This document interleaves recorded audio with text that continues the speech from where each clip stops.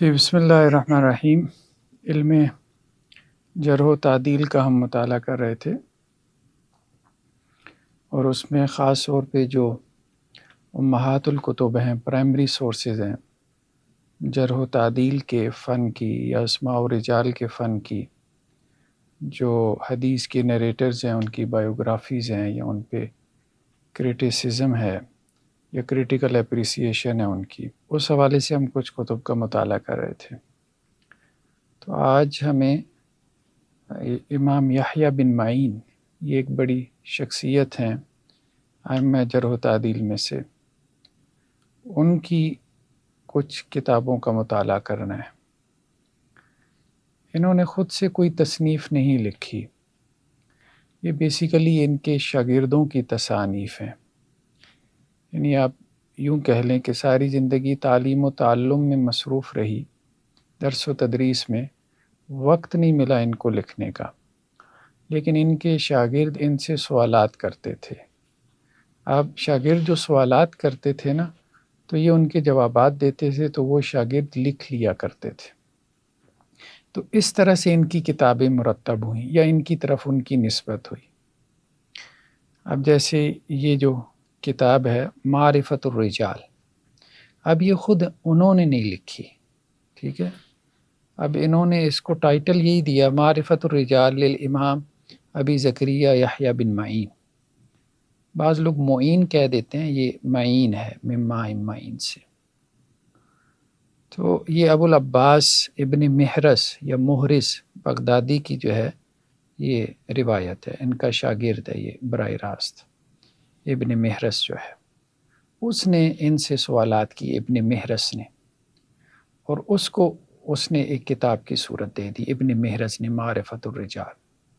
تو ایک اعتبار سے آپ کہہ لیں شاگرد کی تو سوالات ہی ہیں اس تصنیف میں، اصل تو علم انہی کا ہی ہے، تو اس لیے ان کتابوں کی نسبت امام یحییٰ بن معین کی طرف جو ہے وہ کر دی جاتی ہے۔ تو 158 میں ان کی پیدائش ہے اور 233 میں ان کی وفات ہوئی۔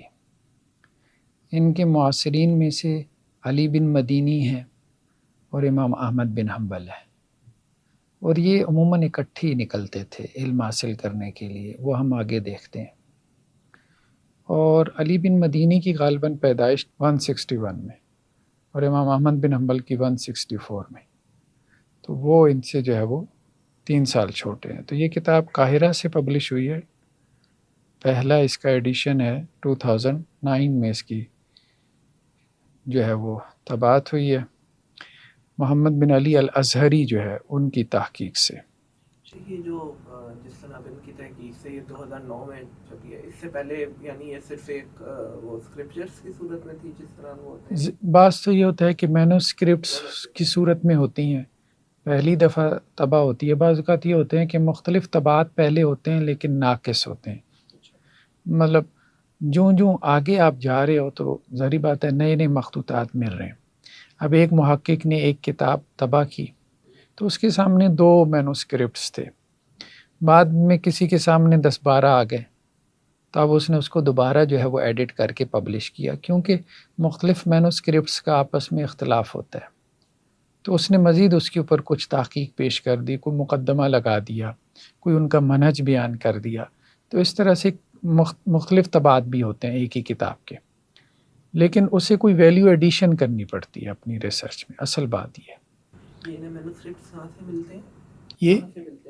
یہ زیادہ تر لائبریریز میں ہیں، لائبریریز میں ہوتے ہیں، زیادہ تر تو یورپ کی لائبریریز میں ہیں، مطلب اکثر و بیشتر یورپ کی لائبریریز میں ہیں، کم ہیں جو ہم لوگوں کے پاس ہیں، مطلب وہ یہاں سے اٹھا کے لے گئے نا۔ ایک تو یہ کہ یہاں سے اٹھا کے لے گئے، مطلب ہم عرصہ دراز تک ان کی کالونی بنے رہے، افریقہ کے جو مسلم کنٹریز تھے، پھر ساؤتھ ایشیا کے جو مسلمان ممالک تھے، اس کے علاوہ اندلس اور اسپین جب مفتوح ہوا، مسلمانوں سے عیسائیوں کے پاس گیا، تو وہاں بھی بڑا علمی ذخیرہ تھا، وہ بھی ان کے پاس چلا گیا، ٹھیک ہے۔ پھر مصر پہ یہ لوگ قابض رہے، یہاں ہمارے ہاں سب کانٹیننٹ پہ قابض رہے، تو کالونیاں تو انہوں نے بنا لی تھی، لیبیا پہ وہ قابض رہے، ٹھیک ہے۔ تو یہ پھر چیزیں یہاں سے پھر اٹھا کے لے کے چلے گئے۔ تو ابھی بھی ذخیرہ جو ہے وہ ہمارے ہاں بھی موجود ہے، ترکی میں بھی ہے، عراق میں ہے، سیریا میں ہے، سعودی عرب میں بھی ہے۔ اس وقت سعودی عرب نے بڑی محنت سے جمع کی ہے، ٹھیک ہے، لیکن ابھی بھی ان کے ہاں بہت ہے۔ ایون قرآن کے مینوسکرپٹس ہوں، جو وہ کام انہوں نے کیا ہے، صحیح بات ہے، ہم لوگ اس کے عشر عشیر تک نہیں پہنچتے۔ آن لائن جو ڈیجیٹلائزیشن انہوں نے کر دی قرآنک مینوسکرپٹس کی، وہ بھی کمال درجے کا کام ہے۔ ایک آیت آپ کھولتے ہیں تو اس کے آگے وہ 70 کہتے ہیں 70 میرے پاس مینوسکرپٹ ہیں اس ایک آیت کی، کون سا دکھاؤں تمہیں، کس صدی کا دکھاؤں، ٹھیک ہے۔ تو یہ صورتحال ہے۔ تو خیر بہرحال یہ جو کتاب ہے معرفت الرجال، اس میں جو ابن محرز یا ابن محرز جو ہے، ابو العباس ابن محرز، انہوں نے صرف یحییٰ بن معین جو ہیں ان کا نہیں بیان کیا، مطلب صرف، ٹھیک ہے، بلکہ انہوں نے علی بن مدینی، وہ بھی ان کے شیوخ میں سے ہیں ابن محرز کے، اور ابن ابی شیبہ اور ابن نمیر بھی بڑے محدثین میں سے ہیں، تو ان کے اقوال بیان کیے ہیں ان سب کے، لیکن زیادہ تر یحییٰ بن معین کے اقوال ہیں، ٹھیک۔ اچھا، اب یہ جو روایات ہیں نا، اب روایت تو ایک نہیں ہے، یحییٰ بن معین سے مختلف ان کے شاگردوں نے سوالات کیے، اور ہر شاگرد نے اپنے طور پہ جو سوالات کیے تھے ان کو جمع کر دیا، اور سوالات بھی سب کے سیم نہیں تھے، ظاہری بات ہے، ٹھیک ہے۔ بعض اوقات تو سیم راویوں کے بارے میں تھے تو سیم جواب آ گیا، بعض اوقات کمی بیشی بھی تھی۔ تو یہ روایات پھر اس طرح کی روایات نہیں ہے کہ جیسے ایک کتاب کی روایت ہوتی ہے نا، جو تصنیف شدہ کتاب ہوتی ہے، تو وہاں تو اختلاف کم ہوتا ہے، لیکن ان روایات میں اختلافات بہت زیادہ ہیں، کیونکہ یہ سوالات کی صورت میں مرتب ہوئی شاگردوں کی۔ عثمان بن طالوت کی ہے، ابن الجنید کی ہے، یزید بن ہیثم کی ہے، امام دارمی کی ہے، ٹھیک ہے، اور یہ ابھی جو ابن محرز کی ہے۔ تو مختلف جو ہے وہ روایات ہمیں ملتی ہیں۔ شروع میں ان کے حوالے زندگی کا تذکرہ کیا امام یحییٰ بن معین کا۔ ابو زکریا، زیادہ تر ان کی یہ مطلب کنیت چلتی، ابو زکریا یحییٰ بن معین، ٹھیک ہے، المری۔ آگے ان کی پیدائش کا تذکرہ آ گیا، ابو جعفر المنصور، یعنی عباسی جو آپ کہہ لیں خلیفہ تھا، اس کے دور میں ان کی پیدائش ہوئی بغداد میں۔ علم حاصل کرنے کے لیے انہوں نے بھی بہت سے اسفار کیے، ٹھیک ہے، عراق کا سفر کیا، بصرہ کا، کوفہ کا، بلاد حجاز کا یعنی مکہ مدینہ، شام، مصر، یمن، رے، اور اسی طرح۔ باقی یہ ہے کہ ان کے والد صاحب نے ان کے لیے کافی کچھ چھوڑا، کوئی 10 لاکھ سے زائد درہم چھوڑے تھے، ان کے والد صاحب کی ملازمت اچھی تھی، تو وہ پیسہ انہوں نے پھر تحصیل علم پہ لگا دیا، ٹھیک ہے۔ ان کے شیوخ میں سفیان بن عیینہ ہیں، وقی بن جراح ہیں، عبداللہ بن مبارک ہیں، یحییٰ بن سعید القطان ہیں، عبد الرحمن ابن مہدی ہیں۔ شاگردوں میں سیاہ ستہ کے تقریباً ساری ہی ائمہ ان کے شاگرد ہیں یحییٰ بن معین کے، تو مطلب بڑی شخصیت ہے یحییٰ بن معین، آپ یوں کہہ لیں کہ انسائکلوپیڈیا۔ ایسے انسان حیران رہ جاتا ہے جب آپ ان کی کتابوں کا مطالعہ کریں نا، تو واقعتاً انسان حیران رہ جاتا ہے۔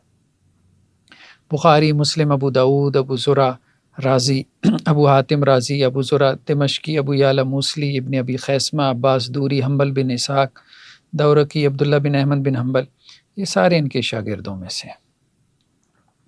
ان کے عقیدے کا تذکرہ انہوں نے کیا، خاص طور پہ عقیدہ وہی ہے جو اہل الحدیث کا ہے، لیکن جس مسئلے میں امام احمد بن حنبل کی آزمائش ہوئی تھی نا، تو ان کی بھی آزمائش ہوئی، ٹھیک ہے، خلق قرآن کے مسئلے میں، تو امام احمد بن حنبل تو ڈٹ گئے تھے، وہ ہم نے پڑھا تھا۔ اچھا، انہوں نے جو ہے وہ بیان دے دیا، جو پھر مطلب ان کے گلے کا آپ کہہ لیں ایک اعتبار سے توق بن گیا۔ زیادہ تر لوگوں نے تو ان سے درگزر ہی کیا، لیکن امام احمد بن حنبل نے نہیں کیا۔ امام احمد بن حنبل ان کے قریبی ساتھیوں میں سے تھے، تو ان سے امید تھی امام احمد بن حنبل کو کہ بھائی آپ بھی ڈٹ جائیں۔ تو یہ 6 کے قریب لوگ تھے۔ اچھا، یہ کتاب ہے، ایک اچھی کتاب ہے، الامام یحییٰ بن، انہوں نے معین لکھا ہوا ہے، زیادہ تر نے معین لکھا ہے، معین زیادہ بہتر ہے۔ ومکانۃ بین علماء الجرح والتعدیل، دکتور احمد عواد جمعہ القبیسی کی، ٹھیک ہے، یہ اچھی کتاب ہے ان کے اوپر، یحییٰ بن معین کے اوپر جو ہے، خاص طور پہ علم جرح و تعدیل میں ان کی خدمات کے اوپر یہ جو کتاب ہے، ٹھیک ہے، تو دارالاسماء سے یہ پبلش ہوئی ہے۔ تو اس میں انہوں نے جو ہے وہ اس کی تفصیل جو ہے وہ بیان کی ہے، اور وہ بھی مطلب امہات الکتب سے لی ہے وہ تفصیل جو ہے، ٹھیک ہے، اور امام ذہبی کے حوالے سے جیسے یہاں پہ انہوں نے نقل کیا کہ ان کی جو ہے وہ خلق قرآن کے مسئلے میں امام یحییٰ بن معین کی آزمائش ہوئی، اور یہ کوئی تقریباً 6 کے قریب لوگ تھے جن کے بارے میں خود جو ہے نا اس نے مامون الرشید نے حکم دیا تھا جو ہے وہ اپنے، آپ کہہ لیں کہ جی یہ جو والی تھا اسحاق بن ابراہیم کو، کہ ان 6 سے جو ہے نا تم محدثین اور فقہا کی موجودگی میں خلق قرآن کے عقیدے کے حوالے سے بیان لو، اور ان 6 نے اس کی مرضی کا بیان دے دیا، ٹھیک ہے۔ ان 6 میں وہ طبقات بن سعد والے بھی تھے، محمد بن سعد، اور یزید بن ہارون کے جو ہے وہ املا کروانے والے ابو مسلم تھے، یحییٰ بن معین تھے، ابو خیثمہ تھے، اسماعیل بن داؤد تھے، اسماعیل بن ابی مسعود تھے، اور احمد بن دورقی تھے۔ تو اب اس میں یحییٰ بن معین نے بھی بیان دے دیا، مطلب ان کی مرضی کا بیان دے دیا، لیکن ظاہری بات ہے یہ ایک مجبور شخص کا بیان تھا، ٹھیک ہے۔ تو یہاں پہ انہوں نے آگے یہ بھی لکھا ہے کہ یحییٰ بن معین بعد میں آئے، یہ ابن جوزی نے بھی نقل کیا ابو بکر مروزی کی روایت سے نا، کہ یحییٰ بن معین جو ہے امام احمد بن حنبل کے پاس آئے جبکہ وہ بیمار تھے، اور یحییٰ بن معین نے ان کو سلام کیا تو امام احمد بن حنبل نے جواب نہیں دیا، سلام کا جواب ہی نہیں دیا، ٹھیک ہے۔ اس کی وجہ یہ تھی کہ امام احمد بن حنبل نے قسم اٹھا لی تھی کہ جس نے بھی اس مسئلے میں کمپرومائز کیا نا تو میں اس سے کلام نہیں کروں گا، ٹھیک ہے، یہاں تک کہ اللہ سے ملاقات کروں۔ اصل میں چونکہ ان کی آزمائش بہت زیادہ تھی نا، تو ان کا دکھ سمجھ میں آتا ہے، ان کی تکلیف سمجھ میں آتی ہے کہ یار مجھے اکیلا چھوڑ دیا، مجھے اکیلے کا تو مسئلہ نہیں تھا نا، کرنے کو تو میں بھی کمپرومائز پھر کر جاتا۔ اچھا، وہ یہ کہتے تھے کہ بھائی اللہ نے کہا ہے کہ جان بچانے کے لیے کلمہ کفر کہہ لو، تو آپ اپنی جان کو اب یہاں پہ یہی بات ہے، وہ یحییٰ بن معین نا وہ ان سے معذرتیں کرتے رہے امام احمد بن حنبل سے، ٹھیک ہے، اور کہتے رہے حدیث عمار، حدیث عمار، مطلب آپ تو محدث ہیں، حدیث عمار آپ کو پتہ ہے نا، ہاں، جس میں اللہ کے رسول صلی اللہ علیہ وسلم نے ان مطلب اجازت دی، ہاں، ٹھیک ہے۔ تو یحییٰ بن معین بار بار امام احمد بن حنبل کو کہتے تھے حدیث عمار، حدیث عمار، یعنی اللہ کے رسول صلی اللہ علیہ وسلم نے حضرت عمار رضی اللہ عنہ سے معذرت قبول کر لی، آپ ہماری نہیں کر رہے، لیکن امام احمد بن حنبل نہیں ہلے۔ اچھا، وہ جو راوی ہے نا وہ کہتا ہے کہ جی میں تو وہاں بیٹھا رہا تو یہ نکل گیا، پھر یحییٰ بن معین ان کو سمجھ میں آ گئی کہ امام صاحب جو ہے نا، حالانکہ یہ چھوٹے تھے امام احمد بن حنبل ان سے، ٹھیک ہے، اور ان کے بڑے معترف بھی تھے امام احمد بن حنبل، لیکن وہ آزمائش کے مسئلے کے بعد جو ہے نا وہ پھر یہ معاملات ہوئی۔ علی بن مدینی جو امام بخاری کے استاد تھے وہ بھی آزمائش میں پڑ گئے خلق قرآن کے مسئلے میں، لیکن یہ لوگ مجبور اور مقہور تھے۔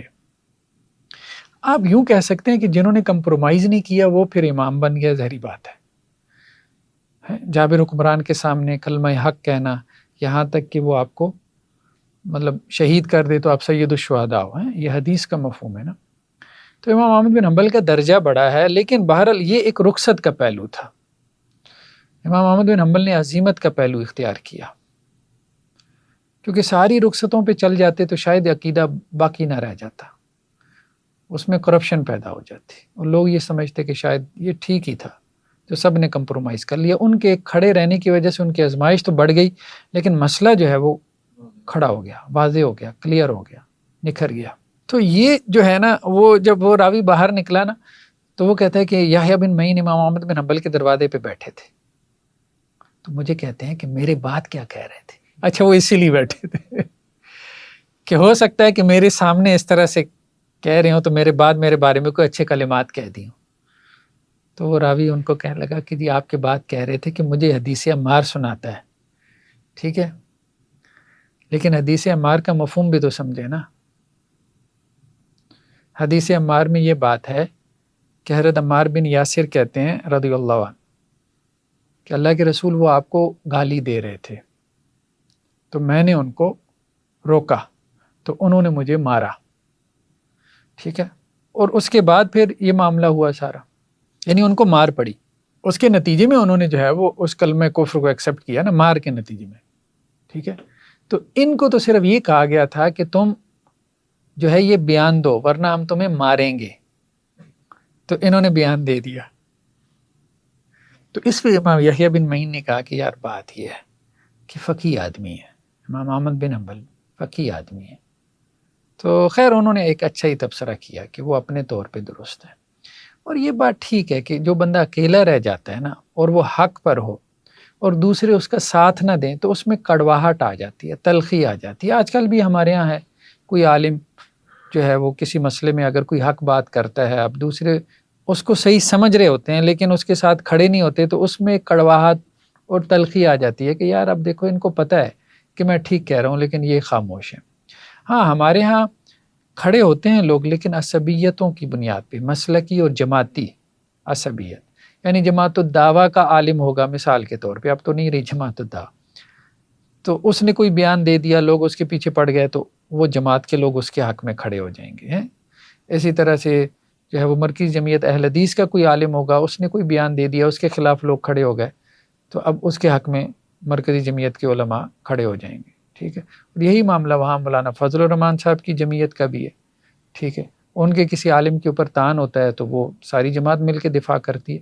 تو ہمارے ہاں یہ اسی طرح سے ہے، مطلب بریلوی علماء میں بھی آپ دیکھ لیں مسلکی بنیادوں پہ عصبیتیں ہیں، ٹھیک ہے، کہ ہم نے اپنی اپنی جماعتوں کے علماء کا دفاع کرنا۔ اب حق کے لیے دفاع جو ہے وہ بہت کم رہ گیا، بہت، بلکہ رات کو میں پڑھ رہا تھا، عجیب بات یہ، اب پتہ نہیں شاید اس وجہ سے ہوا یا کس وجہ سے ہوا کہ صبح جو ہے نا فجر کے بعد میں سویا، نماز کے بعد جو ہے وہ رات 12-1 بج جاتے ہیں بعض اوقات، جو ہے نا وہ نیند پوری نہیں ہوتی، تو نماز کے بعد میں سو گیا، تو شیخ محمد بن صالح العثیمین ان کو میں نے خواب میں دیکھا، سعودی عرب کے بڑے عالم۔ تو پہلے تو مجھے سمجھ میں نہیں آئی، پھر مجھے یہ تھا کہ رات میں نے یہ ساری چیزیں پڑھی ہیں تو شاید یہ اس وجہ سے اس کا اس سے کوئی لنک بنتا ہے۔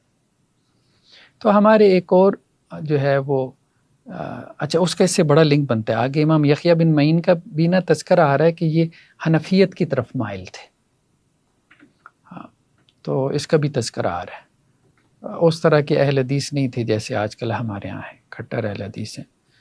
تو ہمارے وہاں پنڈی گھیب میں ایک اور ہمارے بزرگ ساتھی تھے جو حنفی تھے اور کٹر حنفی تھے، اور امام ابو حنیفہ علیہ رحمہ سے بہت محبت کرنے والے تھے۔ تو ماسٹر عبد المجید ہم ان کو کہتے تھے، اسکول میں ہم نے بھی ان سے پڑھا، یعنی ہم چھوٹے تھے وہ ہم سے عمر میں کافی بڑے تھے۔ تو اہل حدیث مسجد میں نماز پڑھتے تھے، کبھی رفع الیدین بھی کر لیتے تھے، جب ہم ان کو حدیثیں وغیرہ دکھاتے تو اہل حدیث عموماً ان کو گھیر لیتے تھے کہ ابو حنیفہ ایسا ایسا فلاں یہ وہ۔ تو اچھا ان کو میں نے دیکھا، مطلب وہاں شیخ محمد بن صالح العثیمین کے ساتھ جو ہے نا وہ بات چیت کر رہے ہیں اور بڑے اچھے انداز میں، تو مجھے ایسی لگا جیسے یہ بس یہی تھا کہ یہ عالم برزخ کا ماحول ہے اور اچھا ماحول۔ تو اب مجھے یہ لگا کہ میں بھی شیخ صاحب سے کوئی بات کروں، تو میں نے کہا بات کیسے شروع کروں، وہ تو ان کی طرف متوجہ ہیں۔ تو میں نے کہا شیخ صاحب بات یہ کہ ہم دونوں نے تبلیغ میں اکٹھے وقت لگایا، تو ہم نے لگایا بھی تھا، وہ تبلیغی تھے، مطلب دیوبند سے ان کا تعلق تھا، تبلیغ والوں سے محبت کرتے، تو وہ پھر اس بہانے سے میں نے ان کے ساتھ بات چیت شروع کر دی۔ تو خیر بہرحال وہ تھوڑے سے میں باتیں کرتا رہا تو وہ تھوڑا سا وہ ہوتے رہے، اچھا یہ باتیں یہ ہے، مطلب چیزوں پہ حیران ہوتے رہے۔ تو پھر مجھے لگا کہ ہمارے ہاں جو عرب علماء ہیں ان تک یہ اردو کا لٹریچر نہیں پہنچا، تو ہمارے ہاں اردو میں بہت سارے مباحث ایسے ہیں جو ان لوگوں تک پہنچنے چاہیے، تو مطلب عرب علماء کو فائدہ ہو۔ پھر مجھے ذہن میں ہے کہ یار چیٹ جی پی ٹی آ گئی ہے تو مجھے کتابوں کا ترجمہ کرنا چاہیے، اب تو آسان ہو گیا عربی میں نا۔ پھر ایک اور جو ہے سلفی نوجوان وہاں بیٹھا ہوا تھا، تو وہ کہنے لگا یار آپ یہ جو باتیں کر رہے ہو علماء دس اینڈ دیٹ فلاں، دیکھو ساری بات ٹھیک ہے لیکن آپ کہتے ہو پاکستان میں 40-50 علماء ہیں مطلب جو حق کے لیے کھڑے ہوتے ہیں، ٹھیک ہے، اتنی ہوں گے، تو یہ بات مجھے سمجھ میں نہیں آ رہی۔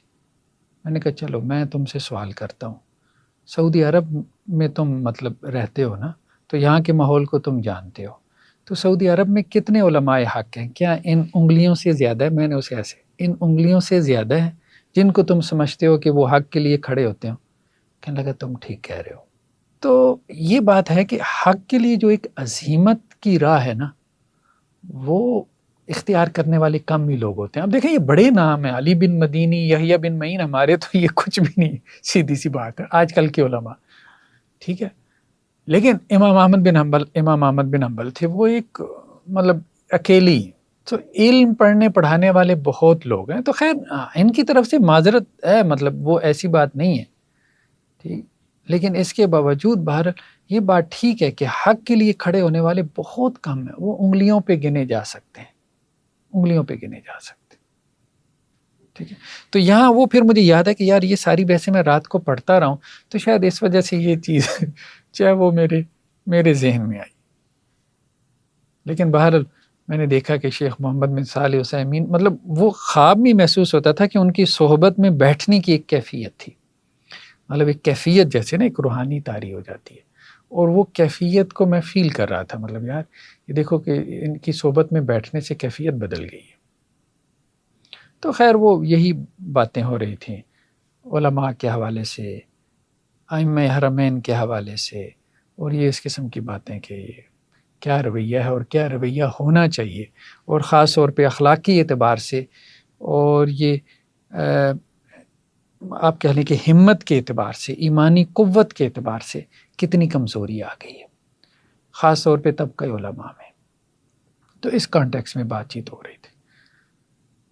تو خیر بہرحال اب معلوم نہیں، میں نے زیادہ نہیں پڑھا محمد بن جو شیخ محمد بن صالح عثیمین کو کہ ان کی اس حوالے سے، مطلب ویسے تو ان کے فتاوی وغیرہ تو، کہ ان کی اس حوالے سے کیا ریزسٹنس کے حوالے سے ان کا کیا موقف رہا ہے مجھے نہیں معلوم، لیکن واللہ عالم اب دیکھوں گا۔ خیر بہرحال تو ہم یہ بات کر رہے تھے کہ یہ ان کے عقیدے کے حوالے سے انہوں نے بھی یہی بات کی کہ مسئلہ قرآن میں یہ مجبور تھے، یہ مقرہ تھے، اور قرآن نے بھی اس حوالے سے جو ہے وہ رخصت دی ہے، اور تلوار ان کی گردن پر تھی، انہوں نے خود کہا ہے کہ تلوار ہماری گردن پہ تھی، ٹھیک ہے۔ اگرچہ امام احمد بن حنبل نے ان کا عذر قبول نہیں کیا، ٹھیک ہے۔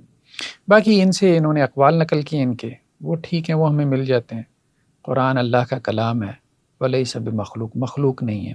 ایمان گھٹتا بڑھتا رہتا ہے، اور ایمان قول اور عمل کا نام ہے، ٹھیک ہے۔ اس امت میں اللہ کے نبی صلی اللہ علیہ وسلم کے بعد ابو بکر ہیں، پھر عمر ہیں، پھر عثمان ہیں، پھر علی ہیں، یہی ہمارا موقف ہے، یہی ہمارا مذہب ہے۔ پھر یہ کہ میں قدری کے پیچھے، جو قدریہ مطلب میں تقدیر کے حوالے سے جن کا جو ہے وہ عقیدہ تھا، ٹھیک ہے، تو میں اس کے پیچھے نماز نہیں پڑھتا اگر وہ اس کا داعی ہو، ٹھیک ہے۔ بدعتی اگر اپنی بدعت کی طرف داعی ہو تو میں اس کے پیچھے نماز نہیں پڑھتا۔ اسی طرح اس رافضی کے پیچھے بھی نماز نہیں پڑھتا جو ابو بکر، عمر اور عثمان رضی اللہ عنہم کو گالی دیتا ہو۔ پھر یہ بھی انہوں نے کہا کہ جو اللہ کے نبی صلی اللہ علیہ وسلم کے صحابہ کو گالی دے تو ہمارے نزدیک وہ سکہ راوی نہیں۔ تو مطلب عقیدہ ان کا کلیئر تھا، لیکن وہ ایک مسئلے میں اب جبری بیان لے لیا گیا، وہ انہوں نے دے دیا، وہ اور بھی بڑے لوگوں نے دے دیا، ان کی مرضی کا، جو تمہیں چاہیے لے لو۔ بس یہ تھا کہ ہم کام کرتے رہیں سائٹ پہ رہ کے، ٹھیک ہے، اس آزمائش میں نہ پڑیں۔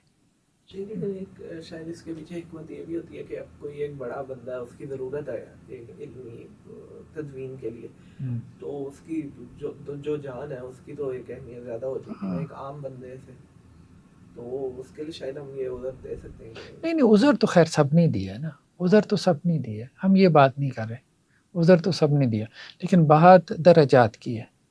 ہم یہ کہیں کہ درجہ اس کا بڑا ہے، ٹھیک ہے، جس نے عظیمت کی راہ اختیار کی، علماء میں، عامت الناس میں نہیں، علماء میں، ٹھیک ہے۔ اس لیے اللہ کے رسول نے سید الشہداء کا ٹائٹل دیا نا، کوئی وجہ ہے تو سید الشہداء کا ٹائٹل دیا۔ تو درجات کا فرق تو ہے، یعنی ہم بظاہر یہی کہیں گے، باقی اللہ بہتر جانتا ہے، ہو سکتا ہے ان کا درجہ امام احمد بن حنبل سے بڑا ہو، وہی بات ہے، ہم کیوں عقیدے بنا لیں، ٹھیک ہے۔ لیکن بظاہر یہ محسوس ہوتا ہے کہ امام احمد بن حنبل کی قربانی زیادہ ہے، ان کا درجہ بڑا ہے، واللہ اعلم۔ ہارون بن بشیر سے ہے کہ میں نے یحییٰ بن معین کو دیکھا کہ وہ قبلہ رخ بیٹھے تھے، اپنے ہاتھ اٹھائے ہوئے، اور وہ کہہ رہے تھے کہ یا اللہ، اگر میں نے کسی شخص کو کذاب کہہ دیا اور وہ کذاب نہیں تھا تو مجھے معاف نہ کرنا۔ یہ میرے خیال میں ایک تھوڑا سا ان میں نا شدت تھی، مطلب جیسے کہتے ہیں نا ایک جذباتیت تھی ان میں، ٹھیک ہے. وہ انہوں نے بھی ذکر کیا، یہ جو کتاب ابھی میں نے آپ کو دکھائی نا، یہ جو الامام یحییٰ بن معین و مکانتہ بین علماء انہوں نے بھی اس کا ذکر کیا کہ ان میں شدت تھی. اور ایسی چیزیں ان کی اپنے بارے میں نہیں، دوسروں کے بارے میں بھی جو ہے وہ مل جاتی ہیں، ٹھیک ہے. جیسے ان کے اساتذہ میں سے ہیں معمر، جو ہے معمر بڑے محدثین میں سے ہیں. تو کسی نے ان سے کہا کہ جی معمر نے یہ حدیث بیان کیا، اور معمر سے جو ہے عبد الرزاق بھی محدثین میں سے، انہوں نے یہ حدیث بیان کی، مصنف عبد الرزاق والے. تو کہتے ہیں معمر اگر یہ حدیث بیان کرے نا تو اس کے اوپر لازم ہے کہ 100 اونٹ جو ہے نا صدقہ کرے، اور عبد الرزاق اگر یہ حدیث بیان کرے تو اس کا خون جائز ہو جاتا ہے. تو مطلب یہ ہے کہ وہ ضرورت نہیں تھی، وہ ان کی اس میں ہے تھوڑی سی ایموشنل. ٹھیک ہے، ہر بندہ جو ہے وہ کمزور ہے، ٹھیک ہے، 99 خوبیاں ہیں، تو اگر ایک دو اس میں کمزوریاں ہوں تو اس کو نظر انداز کیا جاتا ہے. بس یہ ہے کہ اس کی کمزوریوں کو بنیاد بنا کے دوسروں کے اوپر تنقید کا رستہ نہیں پھر کھولا جاتا. یعنی اگر اس نے کسی کے بارے میں کوئی ایموشنل کمنٹس دے دیے، ٹھیک ہے، اپنے اس جذباتی رویے کے تحت، تو اب اس کے جذباتی رویے کو سمجھتے ہوئے اس کے ایموشنل کمنٹ کی بنیاد پہ ایک بڑے امام کے خلاف آپ چڑھائی شروع نہ کر دیں. بس ان کے کمنٹ کو معتدل انداز میں سمجھنے کی کوشش کریں. ہم اس کانٹیکس میں بات کر رہے ہیں، ٹھیک ہے. لوگ پھر ایسی چیزوں کو دلیل بنا لیتے ہیں نا، جی دیکھیں انہوں نے کہا وہ تو حلال الدم ہے. تو یوسف بن خالد سمتی کے بارے میں انہوں نے کہا کہ جی زندیق ہے، کذاب ہے، اس سے حدیث جو ہے وہ نہیں لکھی جائے گی. تو ابو حاتم رازی کہتے ہیں کہ مجھے لگا کہ یہ انہوں نے بڑی بات کی ہے کہ وہ زندیق ہے. تو پھر انہوں نے مجھے اس کی جو ہے نا وہ کچھ کتابیں بھیجی کہ وہ تو میزان کا منکر ہے، فلاں فلاں کا منکر ہے. تو پھر میں نے کہا کہ ٹھیک ہے، وہ مطلب اس میں کافی خرابی ہیں، تو وہ ذاہب الحدیث ہے، مطلب اس قابل نہیں ہے کہ جی اس کی حدیث نقل کی جائے. مطلب ذاہب الحدیث مطلب ساقط الحدیث ہے، متروک ہے. بلکہ امام احمد بن حنبل نے ایک روایت بیان کی. امام احمد بن حنبل کہتے ہیں کہ میں ان کے ساتھ ہی تھا، یحییٰ بن معین کے ساتھ، اور ہم یمن میں تھے نا. تو یحییٰ بن معین جو ہے وہ کیا کرتے تھے کہ معمر جو ہے وہ ابان سے اور وہ انس سے، یعنی انس بن مالک سے، یہ حدیثیں جو ہے نا وہ لکھ رہے تھے ایک کتاب سے. تو میں نے کہا، امام احمد بن حنبل کہتے ہیں میں نے یحییٰ بن معین سے کہا کہ یہ تو موضوع روایتیں ہیں، یعنی معمر جو ابان سے بیان کر رہا ہے اور ابان جو ہے وہ انس سے، یہ تو ساری گھڑی ہوئی سند ہے، ٹھیک ہے، تو آپ یہ کیوں لکھ رہے ہو؟ تو انہوں نے کہا میں اس لیے لکھ رہا ہوں تاکہ لوگوں کو بتا سکوں. اچھا، یہ لکھتے بہت تھے ان کے بارے میں، جو چیز ان کو ملتی تھی نا اس کو لکھ لیتے تھے.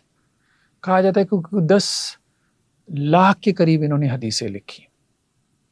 لکھنے کا ان کا بہت زیادہ ذوق تھا.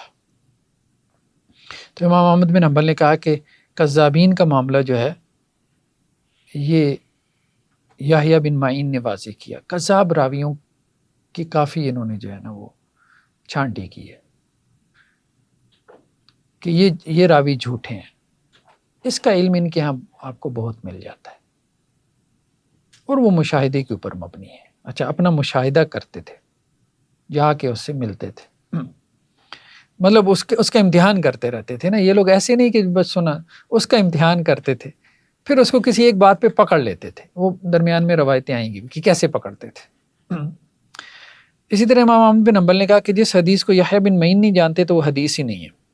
یہ بات بھی اب مطلب ایک مبالغہ آمیز ہے. آخر عمر میں امام احمد بن حنبل سلام سے بھی گئے. تو خیر بہرحال یہ ایک دوسرے کے بارے میں ایسے جذباتی کمنٹس دے دیے جاتے ہیں، تو بس یہ ہے کہ ان کو اعتدال سے سمجھنا چاہیے. علی بن مدینی نے کہا کہ علم جو ہے نا، یعنی یہ خاص طور پہ رجال کا علم، یہ یحییٰ بن معین پہ ختم ہو جاتا ہے. اسی طرح محمد بن ہارون فلاس نے کہا کہ جب تم دیکھو کوئی شخص یحییٰ بن معین پہ جرح کرتا ہے تو سمجھ لو کہ وہ کذاب ہے. اچھا، یحییٰ بن معین کہتے ہیں کہ میرے دل میں لکھنے کی بہت محبت ہے، مطلب مجھے لکھنے کا شوق ہے، جیسے کہتے ہیں جنون ہے، اور میرا دل کرتا ہے کہ کوئی ایسا شیخ سکا راوی ہو اور اس کا گھر کتابوں سے بھرا پڑا ہو، اور میں جاؤں اور وہ کہے کہ ساری نقل کر لی اور میں بس وہاں، مطلب یہ میرا ایک خواب ہے. ٹھیک ہے.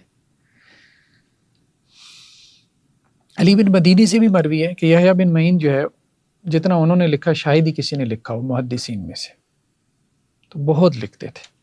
انہوں نے یہ بھی تذکرہ کیا کہ ان کے شاگردوں نے جو ان سے سوالات کیے نا، تو کسی نے اپنی کتاب کا نام التاریخ رکھ دیا یا معرفت الرجال رکھ دیا، کسی نے سوالات رکھ دیا، جیسا کہ دوری کی جو روایت ہے التاریخ بروایت الدوری، تاریخ بروایت الدارمی، سوالات لابن جنید، ابن جنید ان کا شاگرد ہے جس نے یحییٰ بن معین سے سوالات کیے، تو اسی نام سے کتاب پبلش ہو گئی، سوالات لابن جنید۔ لکھنے کا بڑا شوق تھا، ہاں، مگر ان کی اپنی کوئی جو ہے نا اپنی تصنیف نہیں ہے، مطلب جو انہوں نے اساتذہ سے لکھا، اساتذہ سے لکھا نا، حدیثیں لکھی نا، مطلب حدیث لکھتے تھے نا، تو وہ اس سے لکھی اس سے لکھی، ٹھیک ہے۔ تو ان سے کوئی 40 کے قریب روایتیں جو ہے نا وہ مروی ہیں، یعنی کچھ مطبوع ہو چکی ہیں، کچھ جو ہے وہ ابھی پبلش نہیں، مینوسکرپٹس کی صورت میں موجود ہے۔ تو ان میں سب سے معروف روایت یہی ہے، ٹھیک ہے، روایت العباس بن محمد الدوری کی، یہ ان کے شاگرد ہیں جنہوں نے ان سے جو ہے وہ نقل کی۔ پھر امام دارمی کی روایت ہے، اس کو بھی ہم دیکھیں گے، یزید بن حیثم کی ہے، ابراہیم بن عبداللہ ابن جنید کی ہے، ابن محرز، یہ ابن محرز کی جو ہم دیکھ رہے ہیں، ٹھیک ہے، ابو بکر ابن ابی خیثمہ کی ہے، عثمان بن طالوت کی، اسحاق بن منصور کی، عبداللہ بن احمد دورقی کی، مفضل غلائی کی، احمد بن سعد بن ابی مریم کی، معاویہ بن صالح کی۔ اب مطلب یہ ہے کہ یہ ساری روایتیں ہیں، ابو داود کی ہے، عبداللہ بن احمد بن حنبل کی ہے، یعنی ان کے شاگردوں نے جن سے سوالات کیے، پھر شاگردوں نے ہی وہ کتابیں آگے مرتب کر دی۔ اب علم اس طرح سے بھی آپ کہہ لیں کہ جی آگے پھیلا ہے، یوں کہہ لیں۔ اچھا، ان کی ایک اور خاصیت یہ ہے کہ ان کی وفات مدینہ میں ہوئی، اور بنو ہاشم جو ہے نا ان سے بڑی محبت کرتے تھے، ان کی حدیث کے ساتھ تعلق کی وجہ سے، جو اس وقت مدینہ میں تھے۔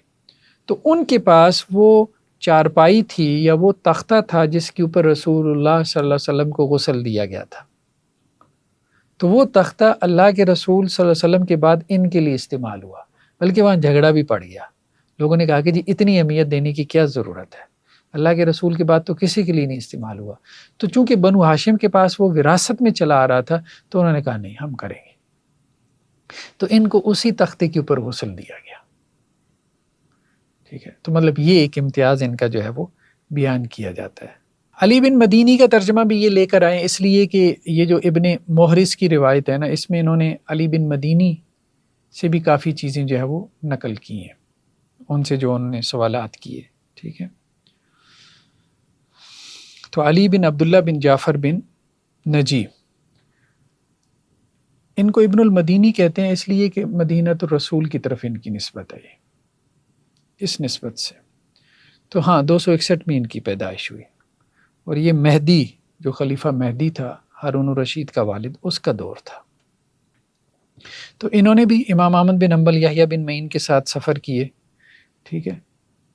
تو مکہ کی طرف یہ تینوں اکٹھے گئے، علی بن مدینی، یحییٰ بن معین، امام احمد بن حنبل۔ پھر یمن کی طرف یہ اکٹھے گئے، پھر عراق کی طرف یہ اکٹھے گئے، پھر یہ جدا ہو گئے، امام احمد بن حنبل شام کی طرف چلے گئے تھے۔ تو یہ تینوں جو ہے نا، یہ تینوں کا اپنا بڑا مقام اور مرتبہ ہے، علی بن مدینی، یحییٰ بن معین اور امام احمد بن حنبل کا۔ تو علی بن مدینی کے سازہ میں سے ابن علیہ ہیں، حماد بن زید ہیں، سفیان بن عیینہ ہیں، یحییٰ بن سعید بن قطان ہیں۔ ان کے شاگردوں میں امام بخاری ہیں، ابو داود ہیں، امام زہلی ہیں، ابو حاتم رازی ہیں، ٹھیک ہے۔ تو ان کو بھی خلق قرآن کے مسئلے میں آزمایا گیا، اس کا تذکرہ انہوں نے کیا، ٹھیک ہے۔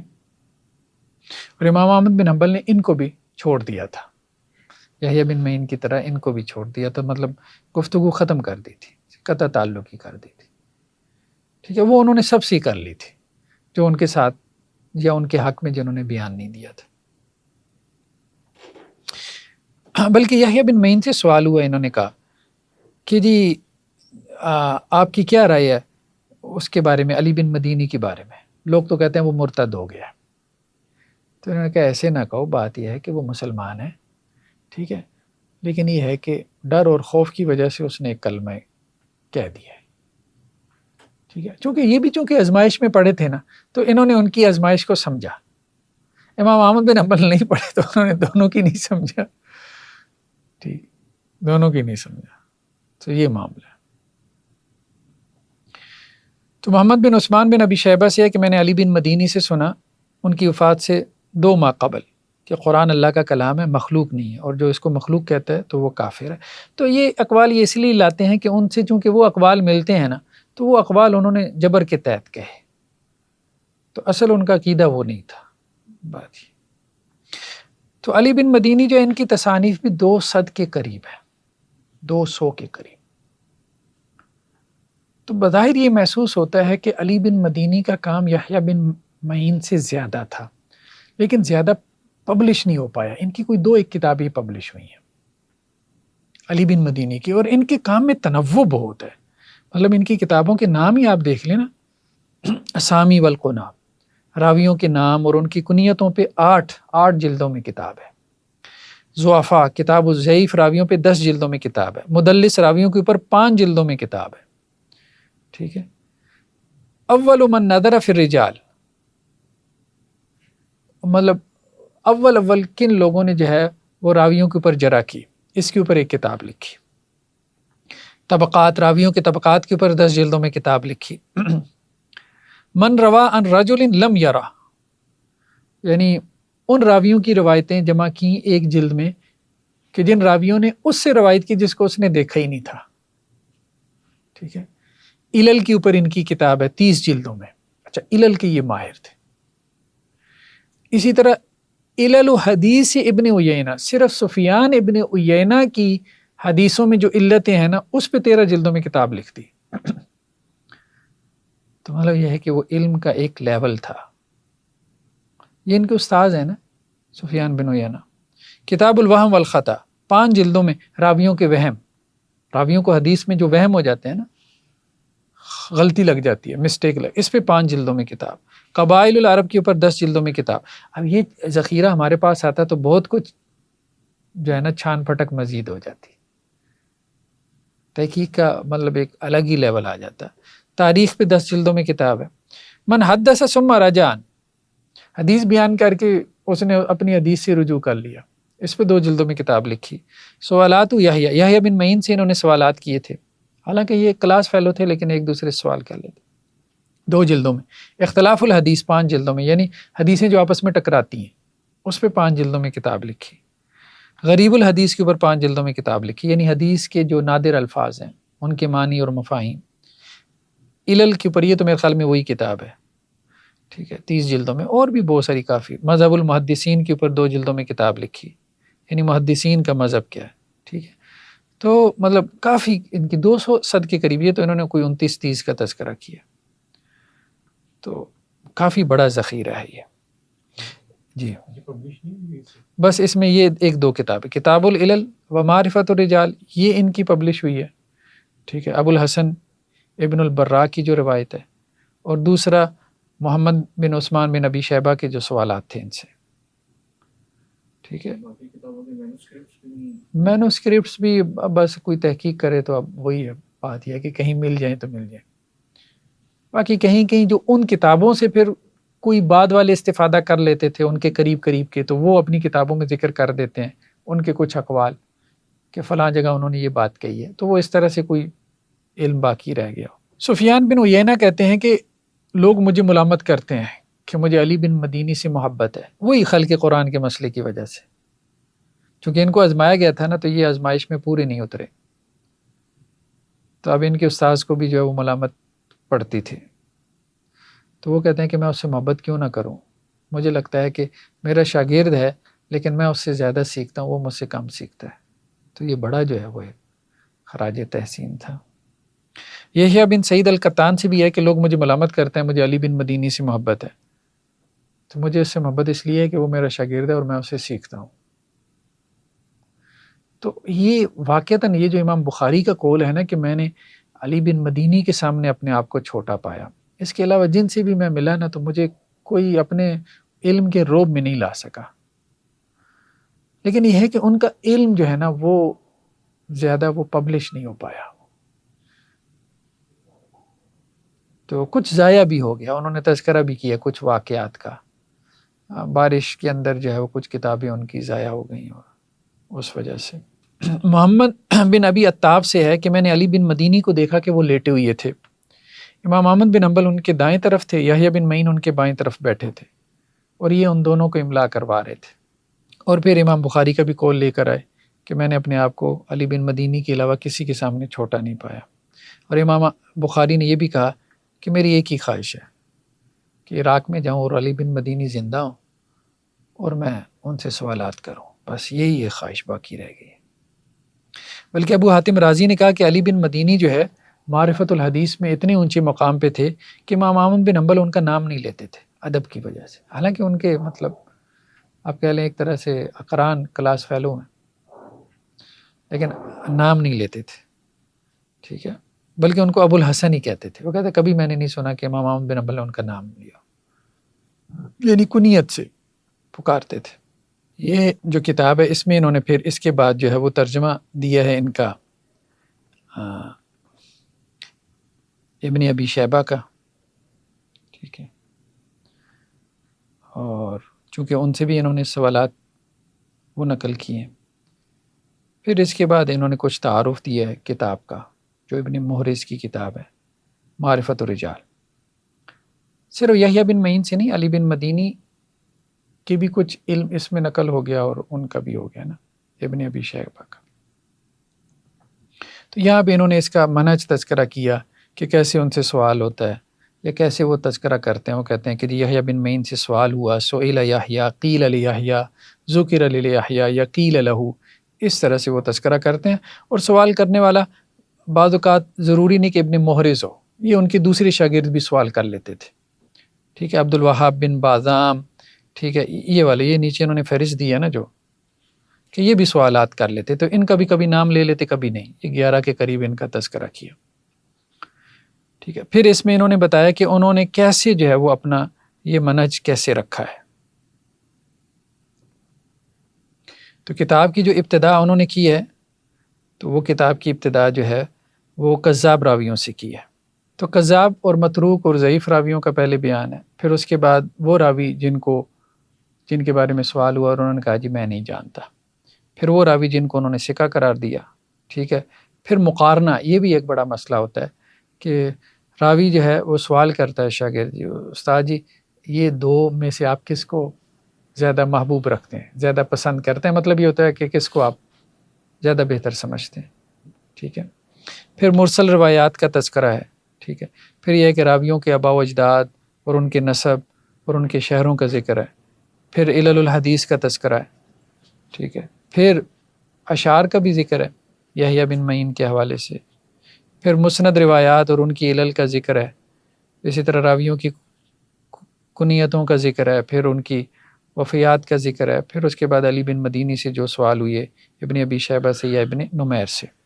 تو اس طرح سے انہوں نے پوری کتاب کے حوالے سے جو ہے وہ کتاب کی اہمیت تو واضح ہے، ظاہری بات ہے کہ یہ ایک اعتبار سے جو ہے وہ آپ کہہ لیں انسائکلوپیڈیا، اور اس کتاب سے خطیب بغدادی نے تاریخ بغداد کے اندر استفادہ کیا، ابن عساکر نے تاریخ دمشق میں، امام مزی نے تہذیب الکمال میں، یہ ساری اسماء و رجال کی کتابیں۔ اور اسی طرح جو ہے وہ تاریخ الاسلام، تذکرۃ الحفاظ، سیر اعلام النبلاء، میزان الاعتدال، یہ امام ذہبی کی کتابیں اعلام پر، انہوں نے بھی اس کتاب سے استفادہ کیا۔ تو یہ بنیادی ترین کتاب ہے۔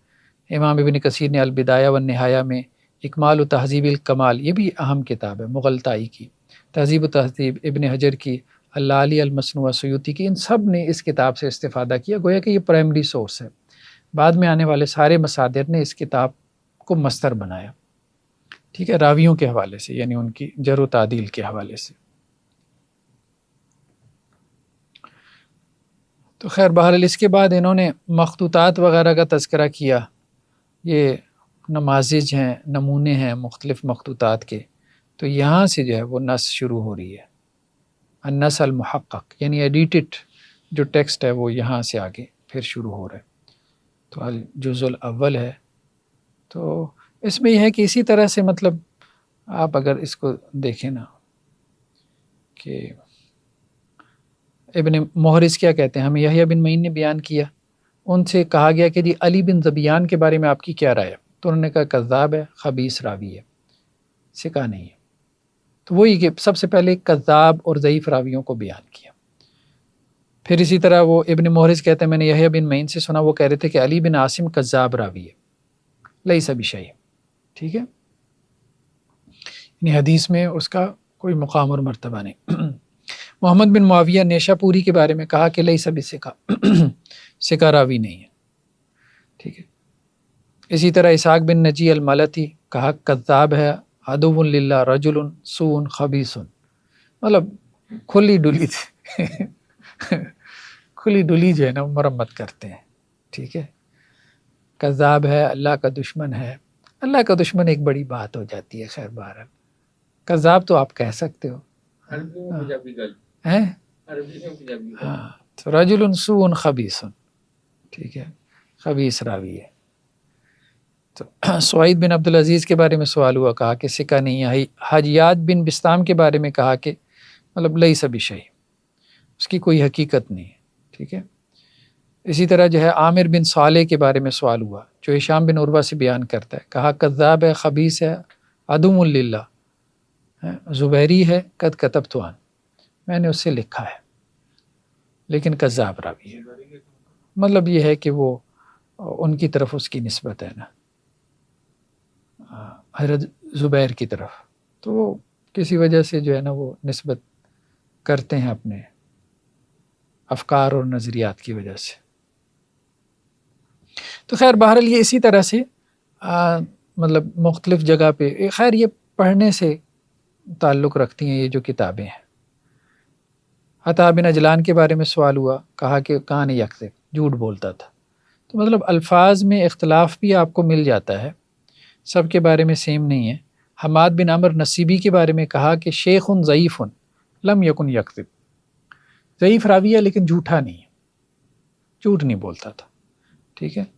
اسی طرح ابو عقیل یحییٰ بن المتوکل کے بارے میں کہا صالح ہے لیس بالقوی، لیکن قوی نہیں ہے، ٹھیک ہے۔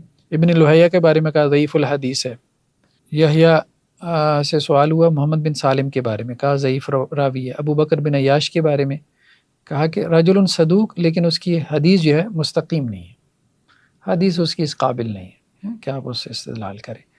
تو مطلب یہ ہے کہ کذاب راوی، متروک راوی، ضعیف راوی، یہ 3 درجات ہیں نا، کذاب ہے، ضعیف ہے، متروک راوی ہے، تو تینوں کو جو ہے وہ جمع کر دیا۔ تو چھوٹے چھوٹے سوالات ہیں، چھوٹے چھوٹے جوابات ہیں، ٹھیک ہے۔ امام ابو حنیفہ کے بارے میں، اس کو تو تھوڑا بڑا کر کے دکھائیں نا، ٹھیک۔ کہتے ہیں کہ جی یحییٰ بن معین سے سوال ہوا، یا ہم نے سنا یحییٰ بن معین سے، کان ابو حنیفہ لا بأس بہ وکان لا یکذب، تو انہوں نے بھی توثیق کیا۔ اچھا، لا بأس بہ کا جو مطلب ہے ان کے ہاں، جو خود انہوں نے واضح کیا یحییٰ بن معین نے، کہ میری اس سے مراد یہ ہے کہ ثقہ راوی ہے، ٹھیک ہے۔ یہ نہیں کہ ان کے ہاں یہ کوئی ادنیٰ درجے کی توثیق ہے، یہ اس سے مراد یہی لیتے ہیں کہ ثقہ راوی ہے، ٹھیک ہے۔ اسی طرح ایک اور جگہ پہ انہوں نے کہا کہ ابو حنیفہ ہمارے نزدیک اہل صدق میں سے تھے، ولم یتہم، اور ان کے اوپر جو ہے وہ کوئی تہمت نہیں ہے کذب کی۔ ابن حبیرہ نے انہیں مجبور کیا تھا کہ وہ قاضی بن جائے، ٹھیک ہے، لیکن انہوں نے انکار کیا، تو ابن حبیرہ نے ان پہ تشدد کیا۔ تو یہ ہے کہ امام ابو حنیفہ علیہ رحمہ کے بارے میں ان کی اچھی رائے ہے، کیونکہ امام محمد جو ہے نا یہ ان کے اساتذہ میں سے ہے، اور امام محمد کی وجہ سے ان کا فقہ حنفی کی طرف میلان ہے۔ ویسے یہ حنفی نہیں ہے، مطلب وہ ہم ان کے کچھ فقہی مذاہب بھی فقہی موقف بھی ہم دیکھتے ہیں، حنفی المذہب نہیں ہے، لیکن فقہ حنفی کے لیے ایک سافٹ کارنر ہے، وہ اسی وجہ سے کہ امام محمد ان کے اساتذہ میں سے ہیں۔ یحییٰ بن معین سے سوال ہوا ابو السلط کے بارے میں، عبدالسلام بن صالح ہروی کے بارے میں، تو انہوں نے کہا کہ جی وہ جھوٹا نہیں تھا، ٹھیک ہے، یعنی ان لوگوں میں سے نہیں تھا کہ جو۔ اچھا، یہ ایک اور مسئلہ، یہ دیکھیں نیچے نا، یہ اوپر نص چل رہی ہے نا، ٹھیک ہے، نیچے محقق کی تحقیق ہے۔ اب یہ 2 نمبر پہ اگر آپ نیچے آئیں نا، یہ ایک مسئلہ، اس کو میں نے ہائی لائٹ کیا کہ یہ جو ابو السلط ہروی ہے نا، اس کو یحییٰ بن معین کے علاوہ کسی نے ثقہ قرار نہیں دیا، باقی سب ویسے یہ متشدد ہیں یحییٰ بن معین، لیکن عجیب بات یہ ہے کہ اس کو انہوں نے صرف ثقہ کہا ہے، متشدد ہونے کے باوجود، ٹھیک ہے. یہاں انہوں نے کہا کہ جی یہ جھوٹ نہیں بولتا. ایک اور جگہ جو ہے دوری کی جو روایت ہے اس میں کہا کہ یہ ثقہ ہے. ایک اور جگہ کہا کہ ثقہ ہے، صدوق ہے. ایک اور جگہ ابن جنید کے سوالات میں کہا کہ مجھے نہیں معلوم کہ یہ جھوٹ بولتا ہو. ٹھیک ہے. اور یہ بھی کہا کہ جی ہمارے نزدیک یہ اہل کذب میں سے نہیں ہے. باقی اس کی حدیثیں ہمارے علم میں نہیں ہیں، جو وہ بیان کرتا ہے پتہ نہیں کہاں سے لے آتا ہے. ٹھیک ہے. تو یہ خیر بہرحال ان کے اقوال جو ہے نا بعض اوقات جو ہے وہ اس طرح سے بھی ہمیں مل جاتے ہیں. بقیہ بن ولید حمصی فقال اذا حدث عن ثقہ فلیس بہ باس. اب یوں بھی بیان ہوتا ہے کہ ایک راوی ثقہ ہے کب؟ جب فلاں سے بیان کرے. ایک راوی ثقہ ہے کب؟ جب فلاں شہر میں ہو. یعنی تفصیل کے ساتھ اس کی ثقاہت ہوتی ہے، مطلقاً اس کی ثقاہت بیان نہیں ہوتی. تو اگر وہ ثقہ سے بیان کرے تو پھر وہ ثقہ ہے. یہ بات انہوں نے بیان کی.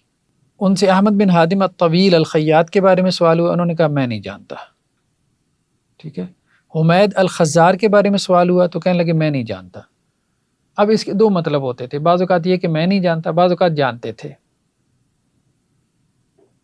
اب حمید الخزار کو جانتے تھے، یہ نیچے دیکھیں نا. ٹھیک ہے. یہ نیچے حاشیے میں انہوں نے کہا کہ جعفر بن حذیل نے کہا کہ میں نے یحییٰ بن معین سے سنا کہ حمید خزار کذاب ہے. اس کے کوئی بچہ بھی پیدا ہوگا نا تو وہ بھی کذاب ہی ہوگا. مطلب ٹھیک، یعنی اتنا کذاب ہے کہ اپنا اثر اپنی اولاد میں بھی چھوڑے گا. اور غلائی نے کیا کہا کہ یحییٰ بن معین نے کہا کہ اللہ تعالیٰ اس کو رسوا کرے اور اللہ اس کو بھی رسوا کرے جو اس کے بارے میں سوال کرتا ہے. کس کے بارے میں؟ حمید خزار کے بارے میں. تو اس کا مطلب یہ ہے کہ وہ یہ بھی نہیں پسند کرتے تھے کہ اس کے بارے میں کوئی پوچھے کہ یہ پوچھنے والی چیز بھی ہے کہ نہیں. تو اس لیے یہاں پہ وہ آتا ہے، اس نے کہا نا کہ جی حمید کون ہے، تو انہوں نے کہا جی لا عارف، مجھے نہیں پتا کون ہے. تو ایسی جیسے مجھے نہیں پتا. بعض اوقات آپ کو بھی پتا ہوتا ہے نا، آپ کہتے ہیں یار اس قابل نہیں ہے کہ میں اس کا تذکرہ بھی کروں. ابو صالح حرانی سے ہے کہ ان کے بارے میں سوال ہوا تو انہوں نے کہا جی شیخ صدوق ثقۃ. ٹھیک ہے، ثقہ راوی ہے، صدوق راوی ہے. علی بن مصر کے بارے میں سوال ہوا، کہا کہ ثقہ راوی ہے.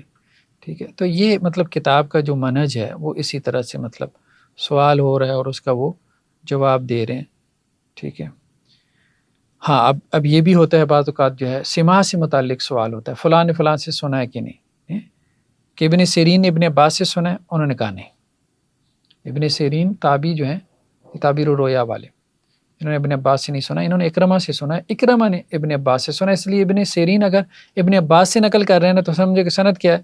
منقطع ہے. اس کا مطلب یہ ہے. ٹھیک ہے. پھر سوال یہ ہوا کہ ہشام بن عروہ نے نافع سے سنا ہے، تو انہوں نے کہا بس یہ ہے کہ نقل کیا جاتا ہے. ٹھیک ہے، مطلب یقین سے بات نہیں کی. پھر سوال ہوا کہ معاویہ بن حدیج کے بارے میں آپ کی کیا رائے ہے، کیا وہ صحابی ہیں؟ تو انہوں نے کہا ہاں، یہی نقل کیا جاتا ہے کہ وہ اللہ کے رسول کے صحابی ہیں. معاویہ بن حدیج یہ حضرت امیر معاویہ کے ساتھیوں میں سے تھے. اسی طرح ابن سیرین کے حوالے سے کہ جو انہوں نے سید عائشہ رضی اللہ عنہ سے نہ سنا ہے اور نہ ان کو دیکھا ہے، یعنی ان سے ملاقات بھی ان کی نہیں ہے. ٹھیک ہے. مالک بن انس، انہوں نے سعید بن مسیب نہیں، مالک بن انس نے کہا کہ سعید بن مسیب نے عمر بن خطاب رضی اللہ عنہ سے کچھ نہیں سنا. وہ بھی جلیل القدر تابعین میں سے ہیں. تو مطلب یہ ہے کہ سند منقطع ہے اگر سعید بن مسیب حضرت عمر سے روایت کرتے ہیں. ابو اسحاق نے جو ہے وہ علقمہ سے نہیں سنا لیکن اس نے ان کو دیکھا ہے. ٹھیک ہے. ثابت بنانی نے ابن عباس سے نہیں سنا. تو اب یہ ساری باتیں جو ہے جو خاص طور پہ کہ سند جو ہے نا اب یہ ڈسکنیکٹڈ ہے کہ نہیں. شبابہ بن سوار، اس نے سفیان ثوری سے کچھ نہیں سنا. ٹھیک ہے. ہشام بن عروہ نے ابن زبیر اور ابن عمر کو دیکھا تو انہوں نے کہا جی ہاں دیکھا، اور جابر کو بھی دیکھا. تو سعید بن مسیب نے حضرت عمر کو دیکھا، انہوں نے کہا نہیں دیکھا. تو اب یہ مطلب علم کی اب گہرائی ہے. فلاں نے فلاں سے سماع کیا، فلاں نے فلاں کو دیکھا، فلاں نے فلاں سے ملاقات کی. تو یہ تفصیل راویوں کے بارے میں اس لیے کہا جاتا ہے کہ راویوں کے بارے میں ان کا علم جو ہے نا بہت زیادہ تھا. علل کا علم علی بن مدینی کے پاس سب سے زیادہ تھا، رجال کا علم سب سے زیادہ ان کے پاس تھا، اور حدیث کا علم امام احمد بن حنبل کے پاس سب سے زیادہ تھا. ٹھیک ہے. اور حدیث کے حوالے سے جو فقاہت تھی وہ امام بخاری کی سب سے بڑھ کر ہے. تو اس طرح سے مختلف ان کے جو ہے وہ امتیازات تھے. ہاں اب یہ کچھ ان کی فقہ کے حوالے سے جو ہے نا وہ اقوال ہمیں ملتے ہیں. یہ اگر ہم دیکھیں نا شرح بن یونس سے ہے تو کہتے ہیں کہ جی میں نے شرح بن یونس سے سنا، وہ یہ کہتے تھے کہ نماز کے اندر جو ہے نا وہ ہاتھ اٹھانا یعنی رفع الیدین کرنا یہ نماز کی زینت ہے، اور جو رفع الیدین ترک کر دے تو یہ نماز کا خشوع ہے. ٹھیک ہے. یعنی جس نے رفع الیدین کیا اس نے نماز کو مزین کر لیا، اور جس نے رفع الیدین ترک کر دیا اس نے نماز میں خشوع پیدا کر لیا. سیاسی بیان آپ کہہ لیں، دونوں کو راضی کر لیا نا. ٹھیک ہے. تو اس قسم کے بیانات ان کے مل جاتے ہیں، جس کی وجہ سے کہا جاتا ہے کہ یہ حنفی فقہ کی طرف مائل تھے. اسٹرکٹ اس کے اوپر نہیں تھے کہ رفع الیدین کا انکار کر رہے ہیں، وہ معاملہ نہیں ہے ان کا. اب نیچے انہوں نے حاشیے میں یہی لگایا کہ یہ کہنا جائز نہیں ہے. ٹھیک ہے. تو یہ ٹھیک نہیں ہے. تو باقی ٹھیک ہے، ہم بھی یہ کہتے ہیں کہ رفع الیدین کا اس بات ہے، لیکن یہ ہے کہ دوسروں کے حوالے سے ذرا نرم گوشہ رکھنا چاہیے. دوسروں کے حاشیہ جو اس کے محقق ہیں نا ازہری جو ہے انہوں نے لکھا ہے نا، تو انہوں نے وہی حدیثیں بیان کی. حدیثیں تو ٹھیک ہیں رفع الیدین کی، وہ ظاہری بات ہے، وہ تو موجود ہیں، متفق علیہ روایات ہیں. اور پھر یہ کہ امام بخاری کی جو ہے وہ پوری ایک جز ہے، یعنی مفرد کتابچہ ہے رفع الیدین فی الصلاۃ کے حوالے سے، وہ بات ٹھیک ہے. اسی طرح کہتے ہیں کہ جی میں نے یحییٰ بن معین سے سنا جس نے ابو بکر اور عمر کو جو ہے وہ ترجیح دی، یعنی حضرت علی کے اوپر، تو وہ صحیح رائے پر ہے. اور جو حضرت علی اور عثمان کے اوپر رک گیا تو وہ بھی صحیح رائے کے اوپر ہے. اور یحییٰ بن معین کہتے ہیں کہ ہم حضرت عثمان کو حضرت علی کے اوپر ترجیح دیتے ہیں. ٹھیک ہے. پھر یہ ہے کہ یحییٰ بن معین کہتے ہیں کہ جس نے امام کے پیچھے قرات کی فقد احسن، من قرأ خلف الامام فقد احسن، اس نے اچھا کام کیا. ومن لم یقرأ فصلاۃہ جائزہ، اور جس نے قرات نہیں کی اس کی بھی نماز درست ہے. ٹھیک ہے.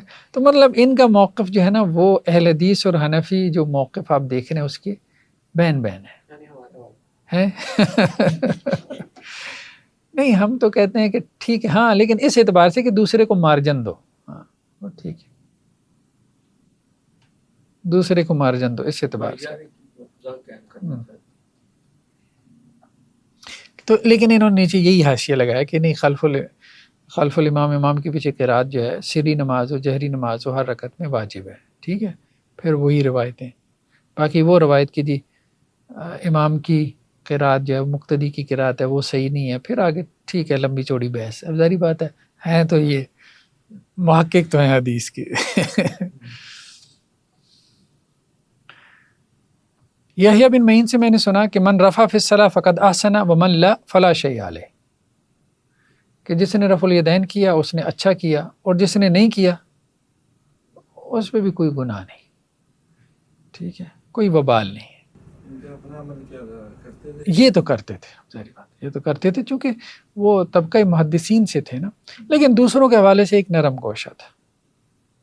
نہیں مقلد نہیں تھے، مجتہد تھے. ہاں مقلد نہیں تھے، اختلاف رکھتے تھے، اب اپنا موقف تھا ان کا. ویسے ان کی جو ایک فقہی ہوتا ہے تمذہب بھی نہیں تھا. نہیں تمذہب بھی نہیں تھا ان کا. ہاں تمذہب نہیں تھا. باقی زیادہ ان کی فقہی آراء ہمیں ملی نہیں ہے، اس کی وجہ یہ کہ زیادہ ذخیرہ آگے پھر نقل بھی نہیں ہوا. انہوں نے کہا جو شخص یہ کہتا ہے کہ حجاج بن یوسف اور ابو بکر صدیق کا ایمان ایک جیسا ہے، یا معاویہ عمر بن العاص اور ابو بکر صدیق کا ایمان ایک جیسا ہے، یا معاویہ عمر بن العاص اور علی کا ایمان ایک جیسا ہے، تو ہم یہ بات نہیں کہتے. یعنی وہی بات کہ ایمان میں کمی بیشی کے قائل تھے، جو محدثین کا موقف تھا کہ ایمان کو صرف قول نہیں مانتے تھے بلکہ اس کو جو ہے وہ عمل بھی مانتے تھے اور اس کو جو ہے وہ دل کا یقین بھی مانتے تھے، اور یہ کہ وہ گھٹتا بڑھتا رہتا ہے، یہ ان کا موقف تھا۔ دوسرے جز کے اندر بھی جو ہے وہ کچھ فقہی سوالات بھی آ گئے، کچھ اور سوالات بھی آ گئے۔ ان سے سوال ہوا کہ یہ صدقہ فطر کے بارے میں کھجور کی صورت میں نکالیں، گندم جو کی صورت میں، تو انہوں نے کہا اگر نہیں نکال سکتے تو آپ اس کے پیسے بھی دے سکتے ہو، کوئی حرج نہیں۔ لیکن کچھ محدثین سختی کرتے تھے، وہ کہتے تھے کہ نہیں آپ جنس ہی نکالیں، یہ ایک مسئلہ ہے نا ان کے یہاں، تو یہ نہیں۔ اسی طرح علل الحدیث کے اوپر بھی بحثیں ہمیں مل جاتی ہیں کہ حضرت عبداللہ بن عمر سے یہ جو روایت ہے کہ ہم کھاتے پیتے تھے اور چلتے پھرتے تھے، یعنی چلتے پھرتے ہم کھا پی لیتے تھے، جیسے ہم چلتے چلتے کھا پی لیں، تو حضرت عبداللہ بن عمر سے یہ روایت ہمیں ملتی ہے، تو انہوں نے کہا نہیں یہ خطا ہے، یہ ٹھیک نہیں ہے۔ تو علل الحدیث کے اوپر بھی مطلب مختلف روایتیں، ان کے اندر کیا علل ہیں وہ بھی ہمیں اس میں مل جاتا ہے۔ پھر یہ اشعار کا تذکرہ جو ابھی گزرا ہے وہ بھی ہمیں ان کے ہاں کافی مل جاتا ہے، ٹھیک ہے۔ پھر زہد سے متعلق ان کے اقوال،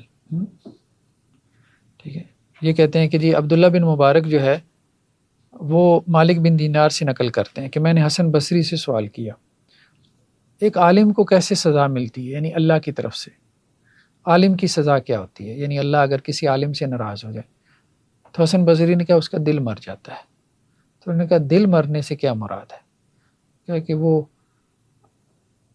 دین کے ذریعے جو ہے وہ دنیا طلب کرتا ہے، یعنی وہ عمل جو آخرت کے لیے کرنا چاہیے تھا وہ دنیا کی خاطر کرتا ہے، یعنی دین سے اپنی دنیا بناتا ہے، کماتا ہے، تو یہ اس کے دل کی موت ہے اور یہی اللہ کی اس سے ناراضگی ہے۔ تو زہد سے متعلق بھی اقوال انہوں نے یہاں پہ نقل کیے۔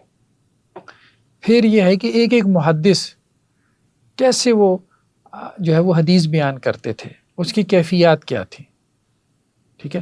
اب یحییٰ بن معین سے سوال ہوا کہ وکیع بن جراح جو تھے کیسے حدیث بیان کرتے تھے، انہوں نے کہا جی اپنے حافظے سے کرتے تھے۔ پھر سوال ہوا کہ ابن مہدی جو ہے وہ کیسے بیان کرتے تھے، تو انہوں نے کہا جی ابن مہدی جو ہے وہ حافظہ ان کا ٹھیک ہی تھا، لیکن یہ ہے کہ وہ اپنی کتابوں سے بیان کرتے تھے، یعنی ان کے پاس اپنی کتاب ہوتی تھی، اس سے جو ہے وہ پڑھتے تھے۔ اچھا سفیان ابن عیینہ کیسے بیان کرتے تھے، انہوں نے کہا کہ جی ان کا ایک مستملی ہوتا تھا، یعنی املا کروانے والا، ایک خاص شاگرد نا، جیسے کلاس میں ایک خاص جو استاذ کے قریب ہوتا ہے، تو املا کروانے والا ہوتا تھا، تو وہ املا جو ہے وہ سوال کرتا تھا اور وہ جواب دیتے تھے اور وہ املا کرواتا تھا، جس کی رہ جاتی تھی وہ بعد میں اس کے پاس چلا جاتا تھا کہ یار مجھے لکھوا دو، میرا یہ رہ گیا، ٹھیک ہے۔ اچھا شعبہ کیا کرتے تھے، تو انہوں نے کہا جی شعبہ بھی جو ہے وہ قرات کرتے تھے، وہ املا نہیں کرواتے تھے، ٹھیک ہے۔ ہاں باقی ان کے پاس ان کی لکھی ہوئی حدیثیں ہوتی تھیں، کچھ اسی وقت دیکھ لیتے تھے، کچھ بعد میں جو ہے وہ اس میں سے دیکھ کے لکھ لیتے تھے، یعنی اپنی تصحیح کر لیتے تھے۔